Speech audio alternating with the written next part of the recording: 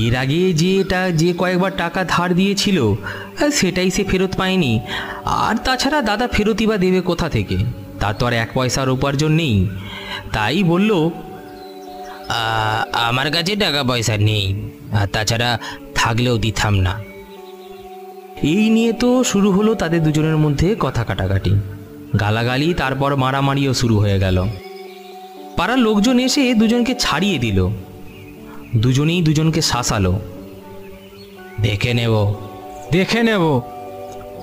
পিমংয়ের ভাই সব কিছু ধীরে ধীরে ভুলে গিয়ে নিজের কাজে মেতে গেল। কিন্তু পেমং সে কিছুই ভুলল না, তককে তককে রইল। একদিন ভোরে পেমংয়ের ভাই হাটে চলেছে, মাথার ঝুড়িতে শাকসবজি ফল পাকুড়।